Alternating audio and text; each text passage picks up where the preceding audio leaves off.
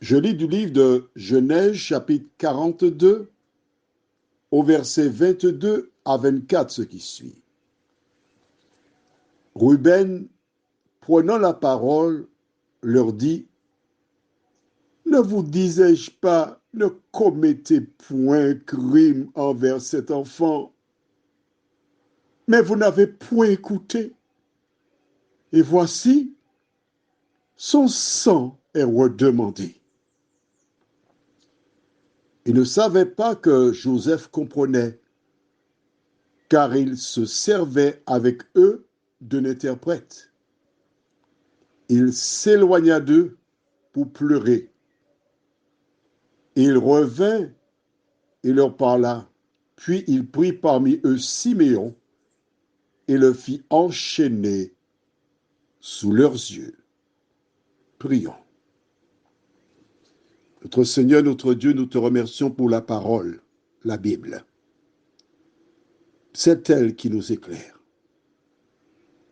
C'est elle qui nous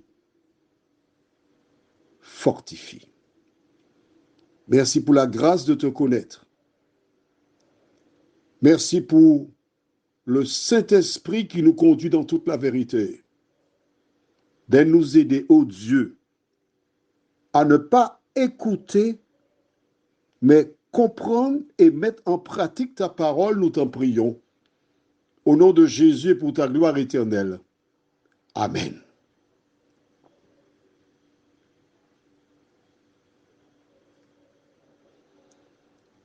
Aux Antilles, nous avons un proverbe qui dit « Les unis moussach en soleil ou qu'à veiller la pluie ».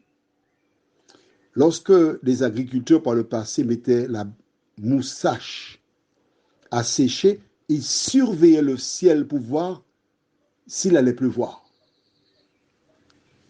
Les frères de Joseph, après l'avoir vendu, ils ont vu le désarroi de leur père,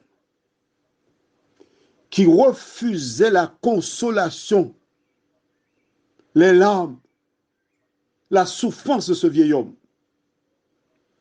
Et ils ont été traumatisés. Ces images se trouvaient dans leur cerveau, ils ne pouvaient pas l'oublier. Vois-tu, c'est exactement comme ces personnes qui décident d'aller faire, des jeunes, on parle de jeunes, ils ont décidé d'aller faire un vol. Pour eux, c'est facile, on va entrer, on va voler, on va partir. Personne ne nous verra. Sauf que lorsqu'ils sont entrés voler, il y a une dame âgée qui est réveillée, qui se trouve face à eux. Dans la peur d'être dénoncée, ils tuent la bonne femme. La dame âgée, pardon. Pardon. C'est imprévu. Ils vont faire tout ce qu'ils peuvent pour brouiller les pistes afin de ne pas être démasqués. Et même s'ils ne sont pas démasqués, leur conscience va les battre. Même s'ils ne sont pas démasqués, dans le temps, leur vie deviendra infernale. Au cours de la semaine écoulée, mardi je pense, une jeune femme traversait la route du côté de Sainte-Thérèse à la Martinique, sur l'espace réservé au TCSP. Quand quelqu'un à moto la heurta, et ce fut une rencontre tragique. Effrayé, choqué peut-être, le conducteur de 2 roues prit la fuite. Je ne lui jette pas la pierre. Je ne connais pas les pensées qui lui sont venues à l'esprit. Mais je profite de ce message par WhatsApp pour lui dire, mon ami, je t'appelle mon ami, oui, tu es mon ami. Parce que nous sommes tous nés dans le péché, formés dans l'iniquité. Je m'adresse à toi, mais aussi je m'adresse à d'autres qui ont peut-être tué des gens, comme ce 7 Lucien de 30 ans qui a été abattu, etc. Mon ami, qui que tu sois.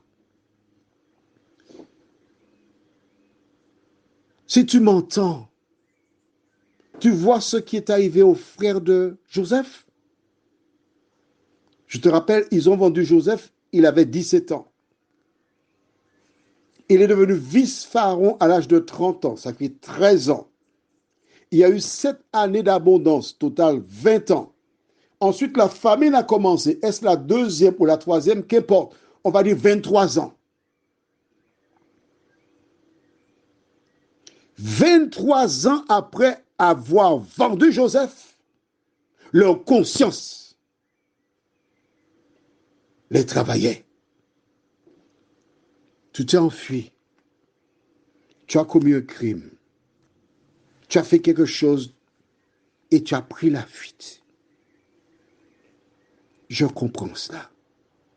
Maintenant, écoute-moi. Je t'invite à te rendre aux autorités. Je t'invite à avouer ton crime. Je t'invite à faire la paix avec la société, avec Dieu. Beaucoup de personnes ont développé des gastrites, des ulcères d'estomac, des cancers à cause de situations non solutionnées. Lorsque nous regardons, Ruben leur dit, je vous avais dit de ne pas faire cela. C'est un crime de le vendre. Lorsque tu vas dénoncer tes collègues, des connaissances, un ami, un membre de ta communauté, de ton parti politique, jeter en pâture aux gens, c'est un crime. Mais Ruben dit, cet enfant, alors que Joseph avait 17 ans, il avait encore dans sa tête enfant parce que son père veillait sur Benjamin et lui, ils étaient considérés comme des enfants. Mais la Bible nous dit que Joseph entendait et comprenait tout ce qui se passait. Des années plus tard, 23, 24 ans, il entendait le scénario, il entendait Ruben, mais il ne savait pas qu'il comprenait ce qu'il disait, parce qu'il utilisait un interprète. L'émotion était forte pour lui. Et la Bible déclare qu'il s'éloigna d'eux pour pleurer. Alors parfois, lorsqu'on voit un homme pleurer, des gens sont surpris. Ils trouvent cela anormal. Mais voici le vice-pharaon. Lorsqu'il regarde l'état de ses frères, les années de séparation, la souffrance de son père, de son petit frère et autres, il n'a pas le choix, Joseph, que de se retirer pour pleurer. Et la Bible déclare, pleurez avec ceux qui pleurent. Quand une personne souffre et tu la vois pleurer, tu dois t'approcher d'elle. Tu dois l'entendre. Tu dois comprendre sa souffrance et la porter avec elle. Puis il revint et fit enchaîner sous leurs yeux pour qu'ils voient Siméon enchaîné, jeté en prison. Nouvelle blessure pour eux. Mais à travers cela, Joseph est en train de leur envoyer des images. La Bible déclare, ton péché te retrouvera.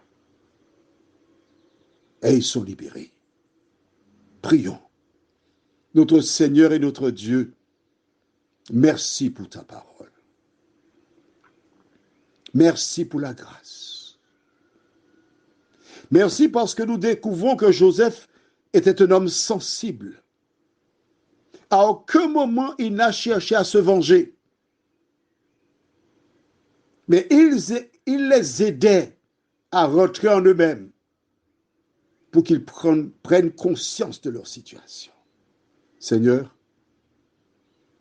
à la lumière de ce que nous lisons, merci de nous aider afin que nous ne fassions pas comme les frères de Joseph, mais que nous fassions le bien à l'endroit de toutes les personnes que nous rencontrons. Merci de nous faire du bien, Seigneur. Nous t'avons prié au nom de Jésus pour ta gloire éternelle. Amen. Je te souhaite une bonne nuit sous le regard de Dieu.